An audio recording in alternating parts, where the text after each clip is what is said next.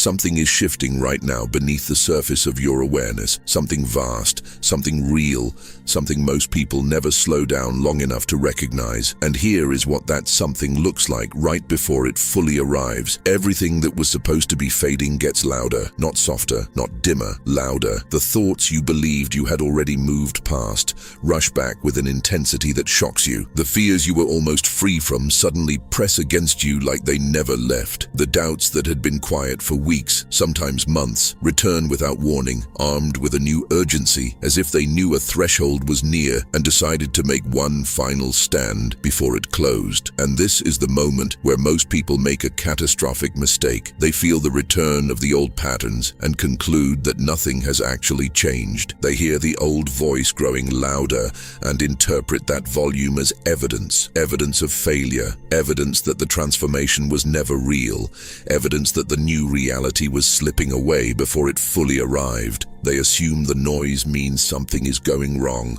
They turn around, they go back. But what if that entire interpretation is completely wrong? What if the old thoughts are not getting louder because they are gaining strength, but because they are losing it? What if the final, desperate surge of the old self is not a sign that you are falling backward, but the clearest possible signal that something real and permanent is breaking through on the other side? This is one of the most critical and most misunderstood dynamics in the entire landscape of personal transformation. The mind does not let go gracefully. The old version of who you have been does not quietly dissolve. When a new identity begins to take shape, it resists, it amplifies, it generates noise. Because the nervous system, that ancient biological intelligence wired above all else for survival, perceives the dissolution of a familiar identity as a form of threat. And when a familiar identity is threatened, the system does what it has always done. It escalates.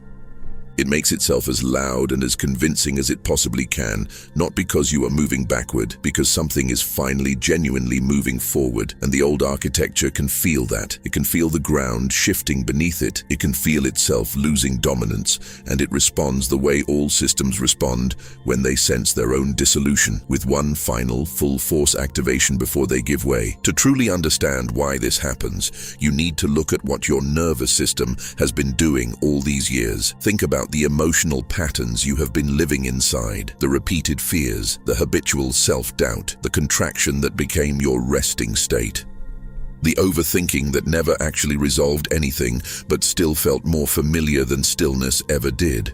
Over time, through repetition, through reinforcement, through sheer accumulated practice, those patterns stopped being choices and became defaults. The brain built efficient neural circuits around them. The body memorized the chemistry associated with them. Stress stopped being a temporary response and became a baseline way of existing. Anxiety stopped being a passing emotion and became a core piece of identity. And the nervous system learned to trust what it knew, even when what it knew caused suffering, because familiarity feels like safety to a system built for survival. This is a biological truth most people never fully confront. The system was not designed to optimize for happiness. It was designed to optimize for continuity, for predictability, for the ability to anticipate what is coming next, even when what is coming next is just more of the same pain you have already survived. This is why you can want transformation with every conscious part of yourself and still feel the body pulling in the opposite direction.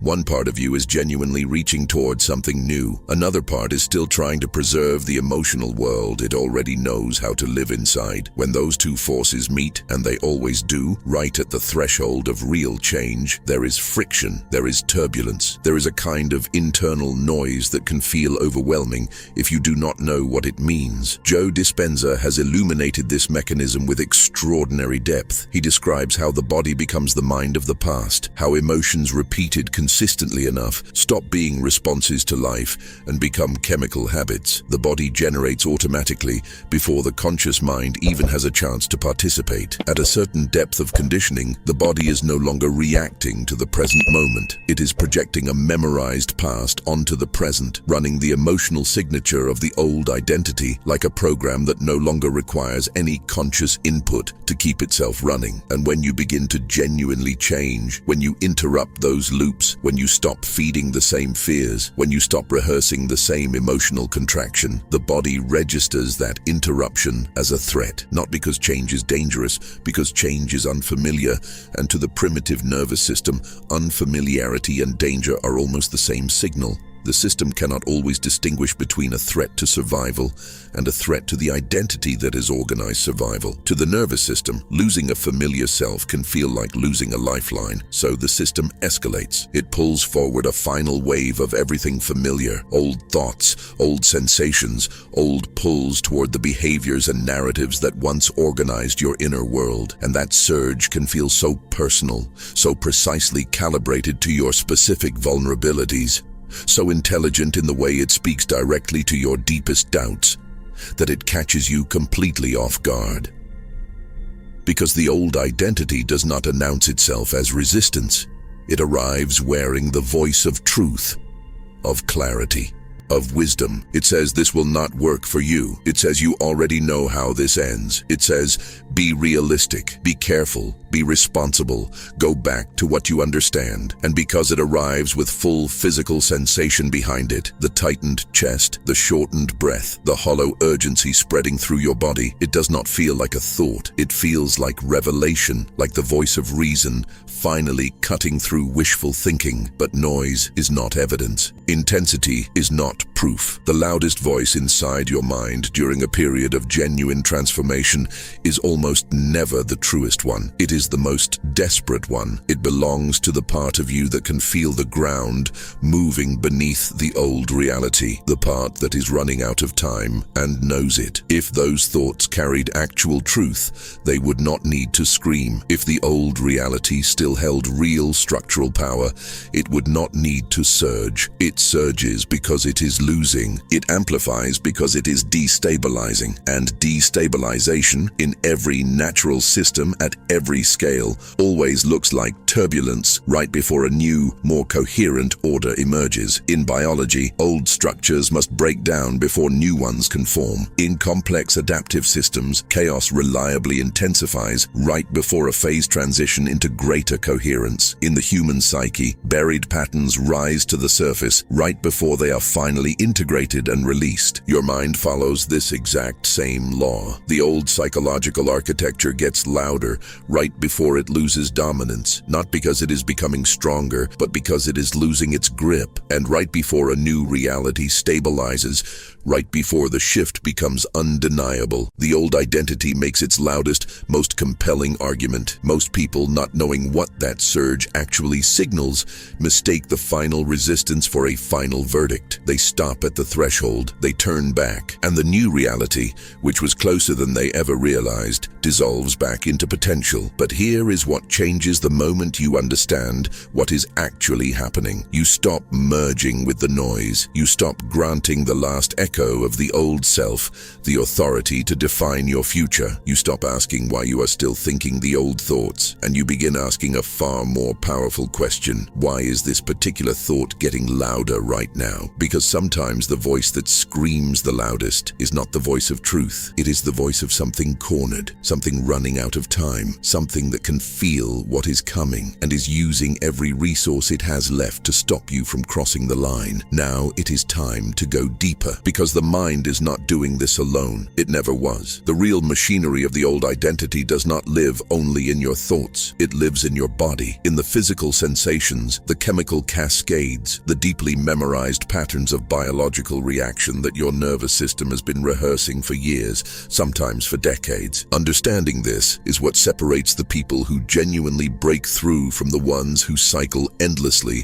through the same internal loops, always arriving at the same threshold and always finding a reason to step back. Here is what actually happens at the body level when real transformation is close. The old emotional architecture begins losing coherence. The chemical habits of the old self start getting disrupted, and the nervous system, which has been using those familiar emotional states as an internal compass for most of your life, begins searching for the signals it no longer receives as consistently as before. When it cannot find them, it tries tries to generate them. It sends you back into the old state not through choice or logic, but through sheer chemical momentum, the biological inertia of everything that has been practiced long enough to become automatic. This is what it means when Dispenza says the body becomes the subconscious mind. After enough repetition, emotional states stop being fleeting experiences and become the body's default operating mode. Stress becomes the baseline. Hypervigilance becomes the resting state. Self-protection becomes a constant background frequency beneath everything you think and feel. At that level, the body is no longer responding to the present moment. It is running a program built entirely from the past, projecting that program onto the present, coloring everything you perceive with the chemical memory of everything you have already survived. So when you begin to change, when you genuinely interrupt those old loops, when you stop feeding the same fears, when you stop rehearsing the same emotional contraction, the body reacts the way any deeply conditioned system reacts when its familiar inputs are suddenly withdrawn. It escalates. It reaches into the archive of stored emotional memory and pulls forward the most vivid fragments it can find. That is why right before a major internal shift, you might suddenly feel sensations you were certain you had already moved through. Tightness without a clear cause, a restlessness that seems to come from nowhere, a heaviness that feels ancient, pre-verbal, older than any story you could put around it, an urgency pulling you back toward old habits and familiar patterns, not because those things are truly calling to you, but because the old self is trying to recruit the body one more time, trying to use sensation to make the past feel more real than the present, trying to collapse you back into the emotional signature it knows how to sustain. Because if the body can be pulled back into the old chemistry, the mind will follow. The old thought appears. The body reacts. The reaction makes the thought feel true. The thought deepens the reaction. And suddenly you are back inside the loop you believed you had escaped, not because you failed, but because you did not yet understand what the loop was actually made of. The loop was never just a pattern of thinking. It was a pattern of chemistry. And chemistry, when deeply memorized, has extraordinary momentum. It generates its own continuity through the biological law that what has been practiced long enough becomes automatic, and what is automatic begins feeling like identity itself. This is where ego resistance reveals its true nature. In the context of deep transformation, ego is not simply arrogance or self-importance. It is the entire architecture of psychological identity, the invisible structure that organizes your perception of who you are, what is safe, what is possible, and what is real. That structure is not only mental, it is embedded in your physiology. It has a nervous system signature, a hormonal profile, a somatic landscape your body has been maintaining, mostly unconsciously, for years. And when that structure senses the conditions for its survival are changing, it activates defense at every level it can reach: cognitive, emotional, physiological, all at once. The thoughts become more urgent, the fears become more creative, the doubts become eerily personalized, as if they have studied your specific weaknesses and know exactly which argument will land hardest. And the body floods you with sensations that make all of it feel pressing, immediate, something you must respond to right now. Think about a system losing power. A machine shutting down does not simply go quiet. It flickers, it surges, it produces unusual, unpredictable activity in its final moments that can look, from the outside, as if it is becoming more alive. But that surge is not strength. It is the final expenditure of stored momentum before the system reorganizes into something fundamentally new. The old mind does this with devastating sophistication. Right before a genuine internal shift, the outdated patterns surge with unusual creativity and precision. The fears arrive wearing the costume of wisdom. The resistance borrows the language of reason and self-care. And because it sounds so intelligent, so cautious, so genuinely protective, it can feel exactly like the honest truth you have been waiting to hear. But there is a distinction that changes everything. True wisdom creates expansion. True inner guidance opens something, illuminates a direction, makes the next step feel possible. What the old self produces in these final moments is contraction. It narrows your vision. It reduces the apparent range of what is possible. It pulls you back toward the smaller version of yourself that the old identity knows how to sustain. And beneath all the elaborate elaborate argumentation, beneath the floods of sensation and surges of old fear, is one fundamental message broadcasting with every resource the old architecture possesses: do not leave me. Because identity loss to the nervous system registers as existential threat. If you have spent years organizing your entire inner world around a specific emotional signature, even a painful one, the dissolution of that signature triggers genuine physiological alarm. The body may not immediately recognize peace as safety. It may interpret stillness as the quiet before danger. It may interpret openness as dangerous exposure. It may interpret the expansion of new possibility as the anxiety of the unknown. This is precisely why the moments when you are genuinely becoming freer can feel the most dangerous, why old insecurities return with particular force right when you are beginning to outgrow them, why the voice that tells you to stay small and predictable speaks the loudest at the exact threshold where you are about to step into something larger. From the perspective of neuroplasticity, this is completely understandable. Old neural circuits and new ones are in active competition during any genuine period of change. The old pathways have been practiced longer and wired more efficiently into the automatic functions of the brain and body. The new pathways are forming, but they are still fragile, dependent on conscious choice and consistent practice to grow strong enough to override the pull of what is already established. During this transitional window, the old circuits can overfire simply because of the advantage of accumulated repetition. That overfiring does not mean you are regressing. It means the old architecture is still present, and presence is not the same as dominance. This is the misunderstanding that causes so many people to surrender right at the edge of genuine change. They interpret the return of old thoughts as the failure of new ones. They assume transformation means the old voice disappears before the new life arrives, but that is not how this works. Transformation is not the silencing of the old voice. Transformation is the withdrawal of your obedience to it. Do the old thoughts still direct you? Do they still determine your decisions, shape your actions, define what future you allow yourself to imagine? That is the only meaningful question, not whether the thoughts still appear, but whether they still govern. The thought arrives. You do not obey it. The body reacts with old chemistry. You stay present through the sensation instead of collapsing into the story. The old loop fires. You let it move through without rebuilding your identity around it. And in that space, in that gap between stimulus and response, a gap that grows incrementally wider with each repetition of presence, something is being rewritten at a level far deeper than belief. You are teaching your nervous system that the unfamiliar is survivable, that activation does not require retreat, that you can feel the full weight of the old fear and still choose to remain exactly where you are standing. There is a point in this journey that most people never anticipate, because nothing adequately prepares you for how quietly it arrives. You have been expecting the shift to feel dramatic. You imagined some unmistakable moment where everything clicks at once, but the real shift almost never announces itself that way. It arrives as something far more subtle. It arrives as space, a moment of unexpected stillness where the old trigger fires and you simply do not move the same way. A breath of genuine calm in a situation that would have completely consumed you 6 months ago.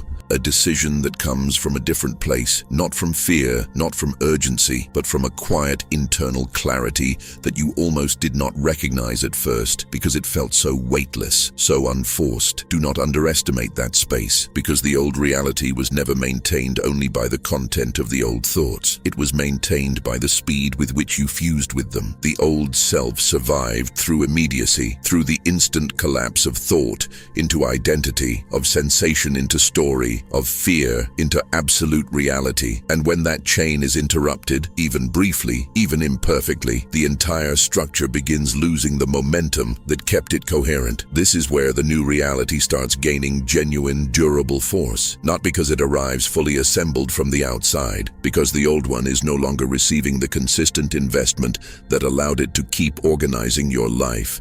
You are withdrawing your attention from the old field. And attention, in the deepest sense, is never passive. Attention is generative. Whatever you observe consistently from a particular state of being, you participate in shaping. The observer is never simply watching. The observer is always contributing to what becomes real. And as your state of observation begins to shift, As you move from fear-based identification toward grounded, present awareness, the quantum field of your experience begins organizing itself differently. You notice it in the small moments first. A conversation that would have once pulled you into defensiveness now moves through you without leaving the same residue. A fear that once felt immovable begins to feel negotiable, almost distant. A choice that would have required enormous emotional effort now arrives with a natural ease that surprises you. These are not minor occurrences. They are structural evidence, signs that the nervous system is beginning to shift its fundamental preference from survival patterning toward genuine coherence. And once that preference begins stabilizing, once the body starts associating safety not with the repetition of the past, but with the presence of something new, the observer changes in a way the field around you can no longer ignore. Joe Dispenza speaks of this as becoming greater than the body, greater than the environment, greater than time. What it describes experientially is practical and precise. The body stops consulting the past before it decides what the present means. The mind stops using old fear as its primary analytical tool. The self stops measuring what is possible through the narrow lens of what it has already survived. And when all three of those shifts begin happening simultaneously, manifestation takes on a completely different quality.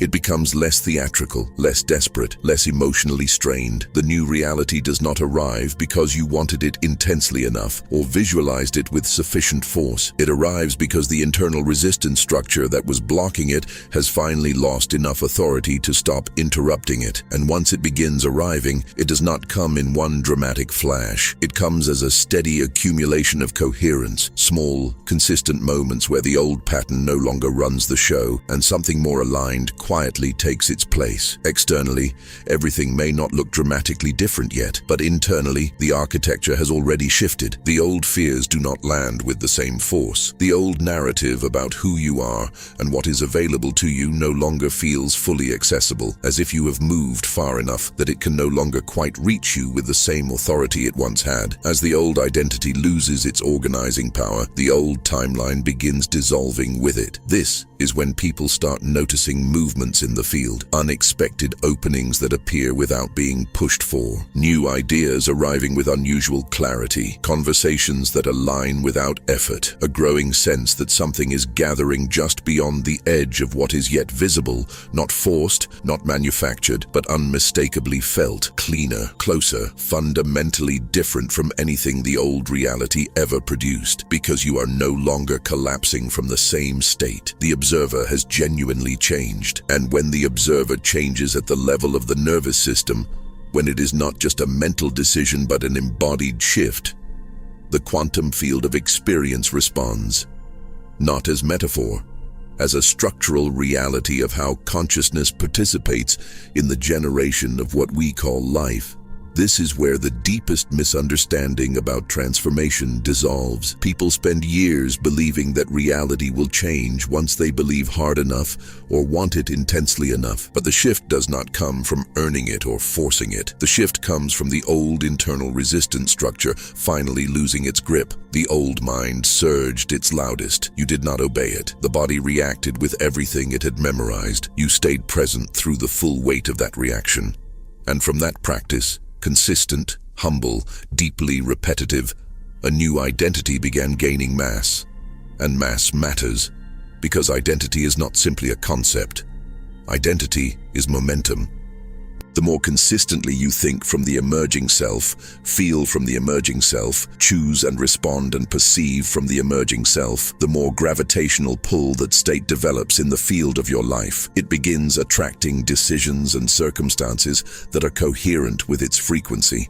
Not through magic, but through the simple, profound principle that a coherent internal state generates a coherent external response. This is how a new life truly enters, not by replacing the old one in a single instant, but by becoming more real than the old one conscious moment at a time, until the old reality can no longer compete with the coherence of what is emerging. And once that coherence crosses a certain internal threshold, once the new identity is more stable and consistent than the old one, the shift shift stops feeling like something you are working toward. It begins feeling like something that is simply happening, like the field is finally moving with you. And that is the real sign that transformation has taken root, not one dramatic external confirmation, a quiet, growing certainty that you are no longer who you were, and that the world around you is beginning to recognize that and to respond accordingly.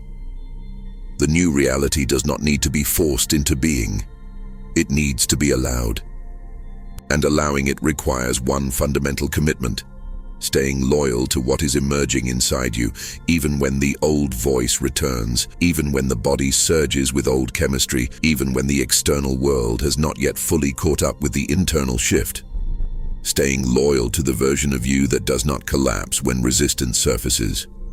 Staying loyal to the nervous system that is learning regulation instead of repetition. Staying loyal to the identity that no longer needs fear's permission to exist. Because every time you retreat into old contraction, every time you choose familiar doubt over unfamiliar expansion, the old field regains coherence and the new one loses momentum. But every time you stay, every time you hold the emerging state through the noise, through the activation, through the final surges of a self that is running out of time, the new reality gains mass, and mass, once it reaches a critical point, becomes inevitable.